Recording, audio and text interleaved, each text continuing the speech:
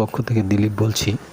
তো আজ আপনাদের আমি দেখাবো হচ্ছে করম চা, যেটা আমরা দোকান থেকে কিনে খাই, লাল লাল ওই যে আপনার চেরি বলে কিনে খাই। আসলে সেটা চেরি না, সেটা হচ্ছে এই ফল করম চা।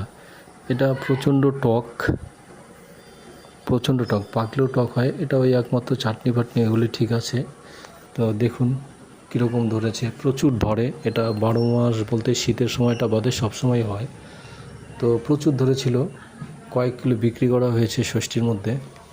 তো 80 টাকা পাইকারি বিক্রি করা হয়েছে।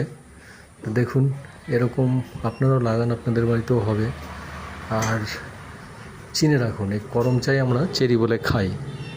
তো দেখুন আমার চ্যানেলটা যারা দেখছেন তারা চ্যানেলটা সাবস্ক্রাইব করুন এবং লাইক করুন, শেয়ার করুন প্রচুর পরিমাণে, যাতে আরও মানুষ দেখতে পায় এবং দেখে এই ধরনের গাছ লাগানোর উৎসাহ নেয়। এবং আপনারা ভালো থাকবেন। নমস্কার।